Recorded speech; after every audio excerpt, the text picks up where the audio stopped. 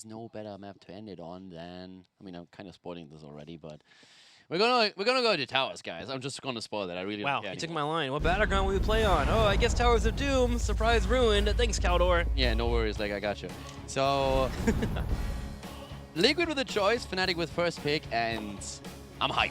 Yeah, especially with it being Towers of Doom. I mean, every time we go to Towers of Doom, I feel like the map's always going on the wire. It doesn't feel like we ever have a bad game on this battleground. Yeah. And if it's a bad game, it's because it's a stomp, but it's because the team is so much better than their opponents that it actually feels like it's worth it, right? Like, I don't know, man. Towers of Doom is my favorite map to end it on. Yeah, this is going to be really fun. So no matter what the drafts are, has been a fantastic series in that last game. I mean, both teams deserve to win. Can be only one winner though, and we're going to determine who that is. It's an important one for the Western Clash, for BlizzCon. These are two of the teams that will compete for the offline slots at the events.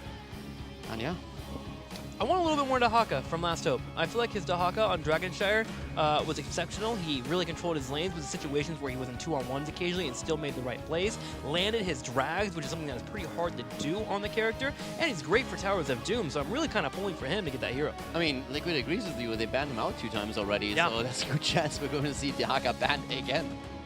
Could be coming out there. Also, maybe a little bit more false set from Mane. Having that global control in this battleground to invade sappers is always a strong tool to have. But of course, we've been seeing a lot of control from Team Liquid. So if they can keep up with their macro game on this map, and we've seen them in the past, they're willing to give up shots in the early game to have a better late game, it could be a deadly game for them.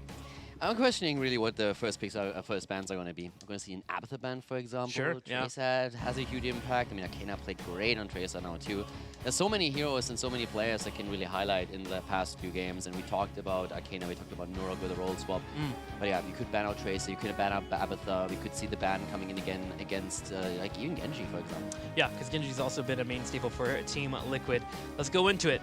Towers of Doom, the final map of the Best of 5 series. Winner takes all. Already though, with the series being so great, having a couple wins between these two teams is great going on to later on we go to the playoffs in week 5.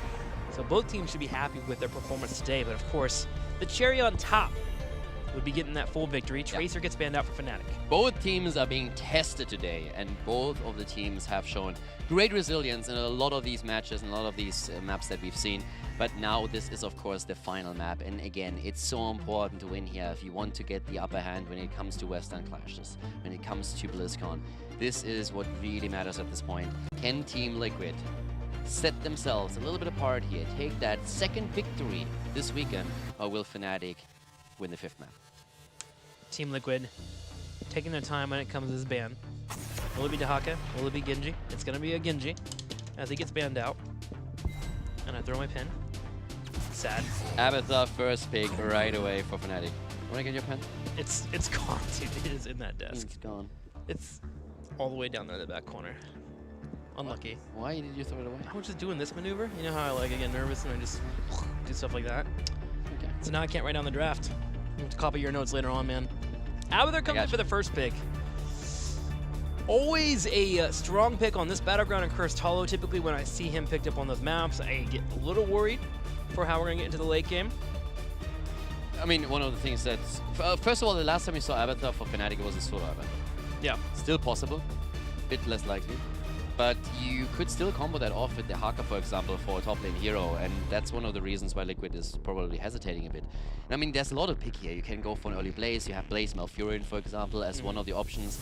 But you also think a little bit about Dahaka. And yep, there we have it. Dahaka pick against Abathur is, of course, great here, and an Anubarak with it too. So definitely Liquid stepping it up. So not only from the games that we see a lot of adjustments, we see it also happening immediately within the draft itself. And a third is not someone shy to Dahaka. He can play the character just as much as anybody else. And I like a new bracket, particularly against an Abathur composition, allows for you to get the cocoon and make sure that you do have a number advantage when you try to force those fights. So a quick answer from Team Liquid. And it's definitely something that Liquid didn't necessarily expect here. The Haka maybe, but not as a Nubarak would be right away too. So now, how is Liquid going? Sorry, how is Fnatic going to react to that? We could see again a Malfurion ban on their end, that they are not even picking up Malfurion. With an Abathur composition, you're always looking towards, or you can look towards grabbing a simple Kerosene because it works so well with the Symbiote, depending on what you try and run here. We have also, of course, an Abathur solo composition, solo support composition as an option for them. Blaze for the off lane, maybe? I would love Blaze now. Ooh, Greymane and Murden coming out for Fnatic. Murden doesn't really surprise me too much. Greymane, on the other hand, I didn't necessarily expect here.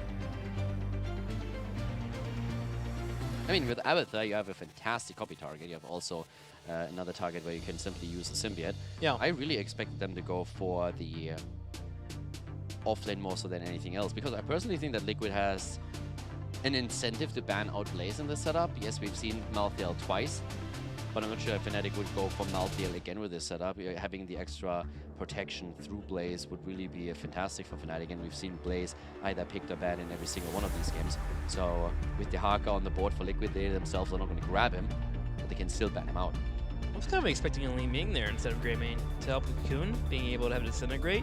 Could still see her. I mean, I expect Twimpy to go for Greymane. Yeah, but Team Liquid might consider banning her out now just to make sure Newberg can deal with it. It's a good poke on the Shrines. Valeera, however, gets banned out. Seems like they're going to shy away from what we saw in Sky Temple. I mean, everything that they're currently doing here, picking Nubarak away, banning out Valeera, they're really a bit afraid that Fnatic is pulling one of these stunts again. Yeah. The question to me personally is, unless Fnatic wins, we're not going to get an answer to that question anytime soon, is that something that Fnatic was really set on doing? Yeah. Was it merely an option? Or were they from the beginning saying like, yeah, well, we're not going to try and run the same kind of draft here. We're going to do something different. The thing is, with Greymane chosen, I really expect that Shrimpy is going to play Greymane. It would surprise me a bit if Mane would commit to it full. We have seen Greymane in the past, no question. But I really think that we're going to see Shrimpy on Greymane. So the Valeera ban is one of those things where Team Liquid really says, okay, better safe than sorry. Just make sure, like, even with Shrimpy likely playing Greymane, we know that there's overlap in the hero pool. Let's make sure that there is no risk. Fnatic thinking about their final ban here. We're going to see what option's going to be. Looks like they're going to take away Sergeant Hammer. Sergeant Hammer being dropped from them. I was wondering about maybe a Tychus to make sure Murden wouldn't struggle so much on that front line. Sergeant Hammer, one of those heroes that has gotten a lot of play as of late, thanks to Rich and, of course, in scrims, so making sure not to deal with that pressure. Malfurion. Yeah. What we're going to see now. Go for Mal here for the support, and what do you add to that? We need still damage. You talked about Li Ming. Could be picked away if they want to have their own poke available? I feel like Li Ming would have a hard time finding those resets with Murden jumping with Abathur hats. What do you think? Would Medivh be a little too awkward here? I guess so with Haka and Nubarak. Trying to think of Hasu characters. Vikings. No. I thought about it, but I don't want to mention it. No. It's because we haven't seen them forever. I don't think they're going to pick Vikings. Li Ming, there it is. There's Li Ming, and they take Karazim away. They take Karazim away. First of all, Nurok seems to be pretty happy with the character, playing him. Yeah. And Karazim Abathur. Always annoying. Can chase you down, you know, and like you really rough escaping from him. Added attack speed also adds, of course, to his trade. And Li Ming is also taken away. I actually think what Liquid is doing here is pretty smart. I'm liking the draft, or the way that they draft, a lot. But Fnatic has shown with that early pick into Greymane that they are absolutely willing to let a few of these heroes go.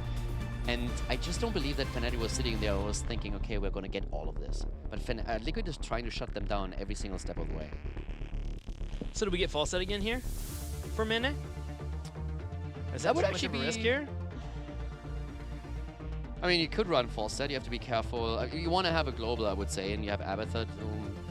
Maybe buddy soak a little bit through Symbiote, but Falset would definitely be an option. Gives you a little more control over the space too. If Nubarak sets something up here, you can also escape. Most of the question is, who's Zeratul? I completely forgot about him. Zeratul, Abathur. Alright, Zeratul and Abathur.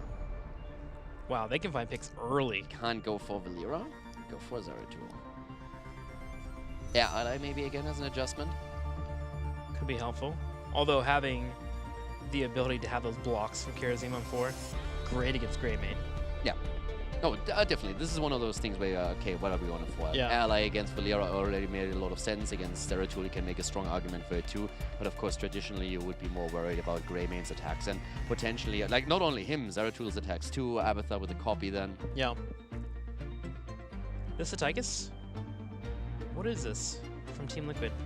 I don't know, man. We're going deep in dress right now. I'm a bit torn as well because I'm really looking at this, and at this point, any single pick that you go for could be deciding over victory or loss. And I think Liquid so far did a fantastic job drafting against Fnatic. They've taken so many tools away that Fnatic would have wanted, or where they would have been. Oh! They actually go for it against a Zeratul comp. No way. It has been a gangster minute, and we get the Vikings here.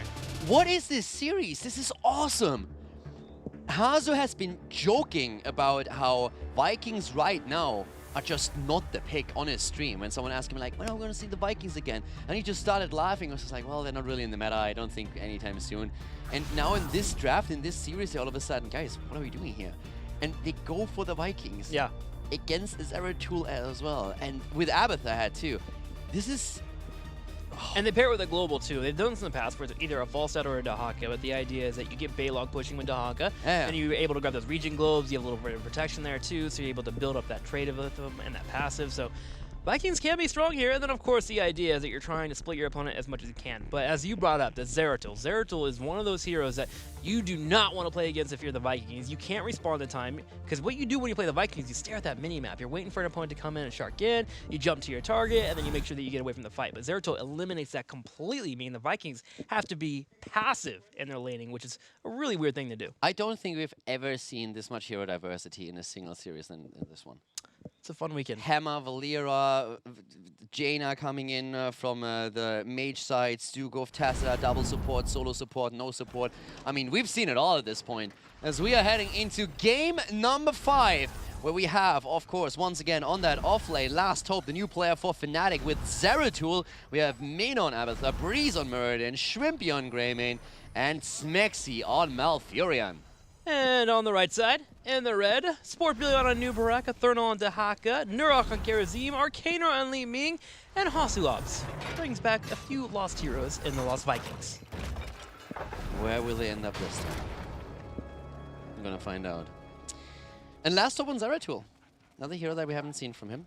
Could have seen several players actually on this lineup saying, okay, in this setup we are going for Zeratul here. But that's going to be a hero that will have a huge impact onto the game. So Fnatic with the trust on their new player to make those plays happen. Yeah. Aina's going to try and help out, but this is a very, very important role for Last Hope now to play. I could have totally seen Shrimpy or Maina saying, you know what, we're going to play Zeratul in the last game and you're going to jump on Abathur or something. The diversity that Last Hope has shown today has been wonderful. Hang on here. He's taking a little bit of damage in the top lane. Gets healed up. But playing Malthael, Zeratul, Dahaka, all very different in how you handle the lanes. And yeah, he's been performing. And Liquid's drafting was just absolutely on point throughout the entire series. And I'm really liking the way that they're now setting this up. And this Viking pick is definitely not something where they are saying, okay, like, we're playing that a lot in scrims right now. But they just looked at the draft and they said, guys, you know what? That fits. Let's just go. We can throw that out, and that's one of the reasons that makes just Liquid such a fantastic team. Both of these teams have played an insane series, and it was entertaining from start to finish, and we have seen so much hero diversity here, so many different strategies coming in. And on the last map, Zeratul, Abathur going up against the Viking composition, Liquid thinking that this is the move to make. And Eric dying here first, but Last Hope still fighting against the Eternal, and this is just absolute a pleasure to watch. This is Heroes of the Storm on the highest level. It's extremely enjoyable. Showing how strong Zeratul can be against the Vikings, even with Dahaka there and Balog. Getting that hat right in there allows him to kill off Eric. And that'll be happening the entire game. Zeratul will be Viking hunting as much as he can, trying to eliminate them. Team Liquid, however, has gotten a nice little push in the bottom lane moving forward. Breeze doing his best here to slow down that rotation by taking a little bit of the damage here. Well, finally, Shrimpy shows up so we can clear up these camps, and that way the Sappers will not get the turrets.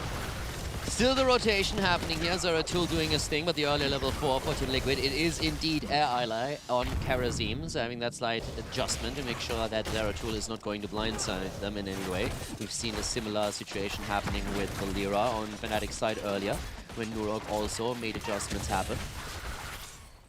Pressure from Liquid for sure now on the lane. Quick rotations happening, Vikings soaking wherever they can. Hazard's playing this quite passive there, and where Fnatic is trying to look for quick rotations, cleaning those out, rotating between mid and top, and leaving a lot of space for Zeratul to just roam and potentially take Vikings down.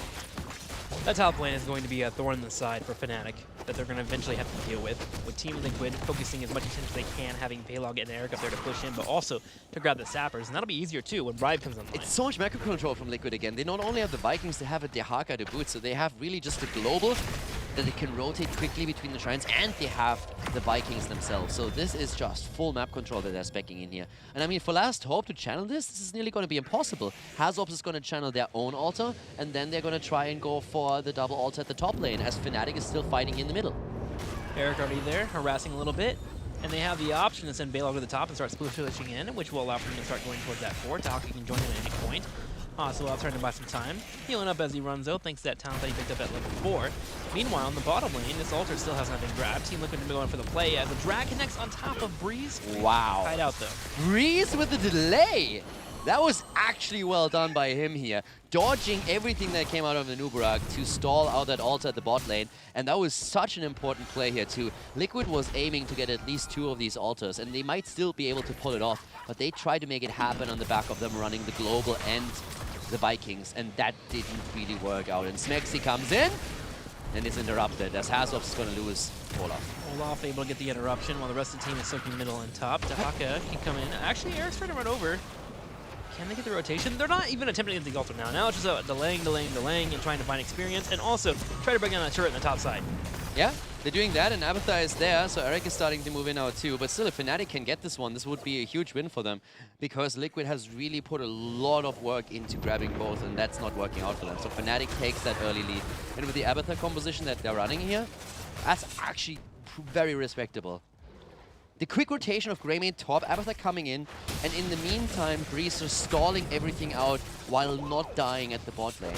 It can't be overstated how much that really took from him. He dodged all the stuns, came in with another Stormbolt, interrupted, and then Abathar jumped onto him once more to help him out a little bit. And from that point on, they can simply stall this out. And Liquid really doesn't want to fight with all of the Vikings here. They want to wait until 16 until they do. That's normally what you attempt. Team Liquid getting aggressive though as they go straight for these sappers. Also has buying some time here on the side. Narcus for Billy on the front line. Inferno comes forward.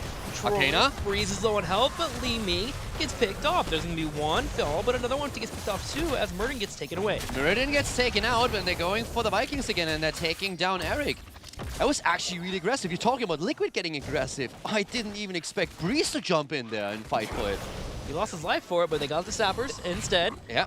So let's see able to trade out there. And they got an extra Viking. Yeah. Calling worth right there. That is true. Balog was pushing top the entire time, though, so we did get experience. Abathar continues to smoke that though, so Fnatic is hanging in there, but a lead is starting to show up for Team Liquid.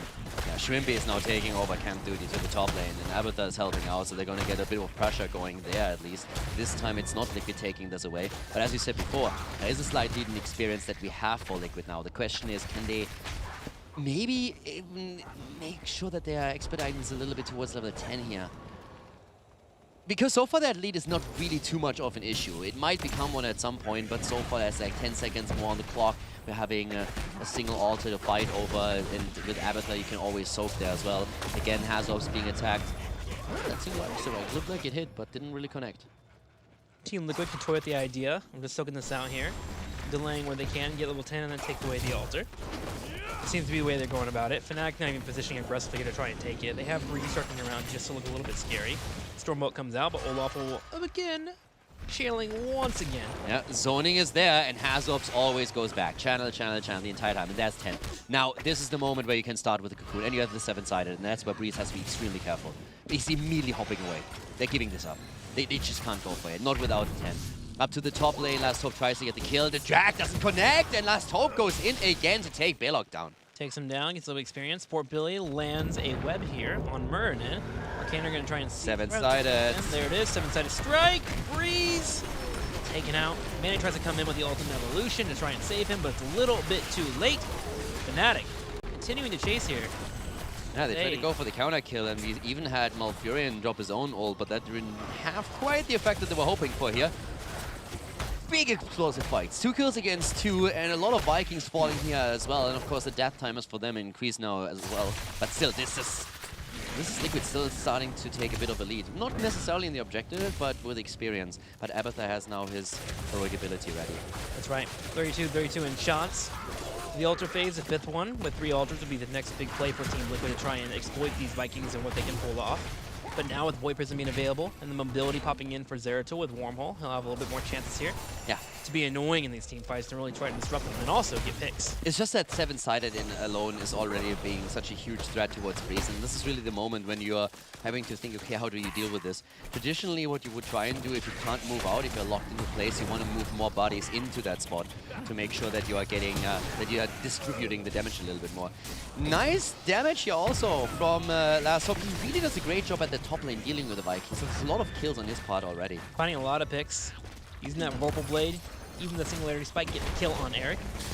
Play Again comes online though, so Team Liquid will use that to make sure that they're able to bring all those back. So Eric goes in the top lane, Baylog and Olaf pushing in the middle. With one Ultra spawning to the bottom side, Team Liquid already positioning to soak around that area. Tahaka ready to burrow in at any point. Yeah, and bot ultras are, of course, the dream for Team Liquid. I mean, it doesn't get any better than that. Yeah. You have massive push going at the top lane, and now what does Last Hope do? He rotates back down. That means they have to snap pick this. And if there's any chance for Team Liquid to delay it, it will give way more value for Team Liquid towards the top lane. So they're gonna get this bell tower. Yeah, they're clearing it up. They gotta make sure to delay a little bit longer here so they get less shots on the core, but they also don't want to group up with VP being available. Here comes Last Hope. A little bit of harassment there on top of a new Brack. Kostlov going forward. Can he get Malfurion? No, Smexy's able to get the channel. And they get the channel before the bell tower is taken. That's another big moment where they at least get one more shot in. But the question is, what else can they accomplish? Mena had the copy coming through before Last Hope got Cocoon, so it's good timing on his part. But again, Liquid takes the map control. They have lost out on the objective, but they take the top bell tower. They hold 5 now.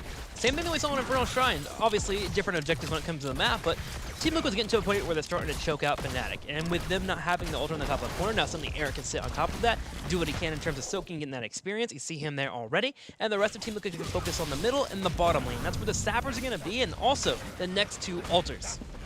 Eternal burrows bot lane. They're trying to fight here. Shrimpy is low, and Breeze is also not looking too healthy here. Trying to get a bit of healing setting through.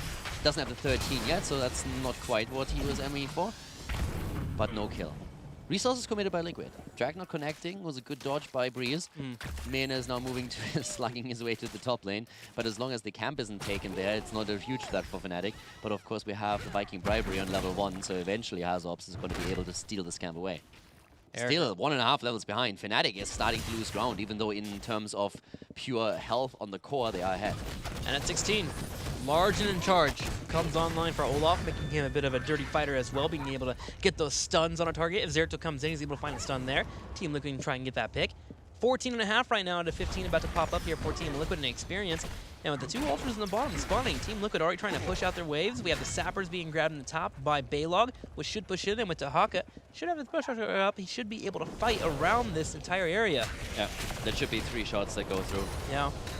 So Fnatic has to make sure that they gain something down here. The problem is if they lose now on the altars, they are going to lose 5 shots. But if they claim 1, it's only 3. If they can get the kill though, Billy getting body blocked there. Shrimpy with the interrupted 10 to 7-sided, and he is down. Team Liquid with a fantastic play here once again. They take Greymane down. Couldn't come at a better time. Top lane is pressuring. Hazops already the channel over in the middle, and they are completely demolishing Fnatic here now. 21 points on the core against 28. Team Liquid have just taken a massive, massive lead. And more pumpkins in the top. They're trying to slow it down, but finally they go through, and there's a few more shots. 28-19, and Team Liquid is relentless. They grab the Sappers to the bottom left. This will start to break down that altar. If they actually lose this bell tower in the bottom, I'm worried for Fnatic. I don't know if they can come back. The body steps at this point. Oh no! Very worried. Breeze attacked, isolated. Good Void Prison. Oh my god. Last hope with a 4-man here. They have to find a kill. I don't know if they can. Last Hope goes in. A little bit of harassment. Now 2 more levels in Last Hope will be able to follow that up pretty well with the level 16 talent he gets there to follow up on his cleave. I mean, Liquid is doing the same thing, as you said, as they did on Infernal Shrines. They're just not fighting. They're just simply saying, boys, we're going to play around you all game long. We have Vikings here, we have the Haka, we're not going to do anything else. We're going to play around you the entire time, have fun dealing with that. And right now, Fnatic is really struggling here. They're 2 levels behind, they're a talent behind, and Liquid on this 5th map is just playing absolutely fantastic. They're pushing aggressively through the bot lane. There's only 3 defenders. They're going for Breeze. They're trying to take him down. The 7-sided connects with Zeratul instead. He falls. Last Hope is dead meat, and that's another bell tower gone. They're going to get Malfurion too. Web, knock up, boom, dead. Team Liquid able to grab the bell tower to the south, get a couple of kills too, right before the 3 altar phase. Now, Greymane was able to grab the top left bell tower, so that's helpful for Fnatic, but with them only having 2 members on the field, Abathur if you want to count as a third, how do they even grab these altars? I think at this point, if you're losing all 3, that means you're on 4 points, so boss could end the game. True. Fnatic is getting outplayed by Liquid now. Liquid has at some point in the series realized, listen, if we just play around them, we can make this work. They're aggressive, they're trying to look for kills, we play around them, we take this, and that's the best way for them to come into it. Shrimpy now about to fall. He shouldn't be able to survive here. Karazim jumps in, finishes the job. That's Shrimpy down. Once again, they're going for a breeze. They're about to take him apart here as well. Last Hope is in trouble. Muradin is dead. Last Hope escapes. But if they channel through, they go for boss. That would be game. Team Liquid with a fantastic 5th game. There's no way. Fnatic can't stop this. This is going to be game here. Altar gets channeled up. There's a few more shots coming on over. Down to 4 points. The boss has already been started. Naruto comes in, and they're going to have to have a miracle defense. Can they get it? Web comes out. It's only Last Hope all by himself, and the hope was not enough. Team Liquid gets a channel, gets 4 more shots on the core, and they are going to beat Fnatic 3-2 and go up 2-0 this weekend in both their matches. And what a series that was. And Liquid also going in and saying, we're dropping the Vikings. Last pick Vikings here. We're dropping the Vikings, we're bringing them in again, and it's going to work out. We have the Haka as the global, we're going to play around them. We showed it on Infernal Shrines. Yes, they picked Abathur away, but we don't care. We're going to play around them the entire time, and they're not going to get a fight out of us. I didn't think it was going to work because of that Zeratul being available for Fnatic. It's very difficult to run the Vikings, but the way they adapted was pretty darn clever. They put Balog and Eric with the Haka consistently, so if they want to get picked up, at least they're still getting globes. At least they're still pushing in the top lane, and Zeratul can't defend that much pressure. Then you put Olaf in the middle, who, of course, can sustain through with his own trait of healing up. Beautiful play there from Team Liquid, and once they got that top left bell tower, it just felt like they didn't look back. The game was over in their eyes. Yeah, it was really well played. I think for Fnatic, a bit unfortunate maybe that they meet Team Liquid with that setup on the first play day here for them. But for Liquid, the improvement from yesterday to today was clearly visible.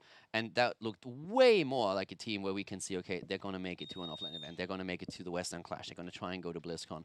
So for them, perfect start into HGC 2018. If this meta is echoed throughout the entire weekend with the rest of our teams, we are in for a good couple of weeks. Honestly, the variety that we've seen in the last couple of days, the heroes coming out, support Abathur with a Valeera composition was incredible to see on Sky Temple, Sergeant Hammer being in the mix, the Vikings coming out. I don't know, man. I just got a smile on my face. Yeah, I mean, it was pretty awesome. It was not like Fnatic just rolled over and died. It had to work for it in every single step of the way.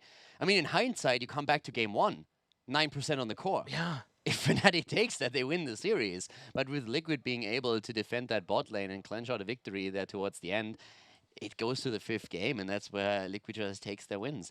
But yeah, it could have been a 3-1 if you think about it. But that wouldn't have done the series any justification, so this is just amazing. And as you said, like so many different heroes, and not only different heroes, different strategies that we've seen. Yeah. The way that they're playing around it, team fighting here, trying to just snipe heroes there, playing the macro game on the other hand, that was beautiful. And the new players for the roster really working out. Last Hope looking good. I mean, Arcane are looking amazing as well. It looks like I actually have Nurok ready here for the interview. So Team Liquid with a big win over Fnatic, a 3-2, an incredible end to that series too. You guys pulled out the Vikings again. How does it feel to have Team Liquid back to the Vikings, Nurok? It feels amazing. It just feels so amazing. Like, we didn't plan initially for the Vikings, but the stars kind of aligned, and then we just went for it, and it was so good. What was the trigger for to be like, hey, Vikings is okay here? Because there was a Zeratul on the opposing team. I was a little worried for you guys. So initially, before we went into the map, we didn't know how high they would prioritize Abathur.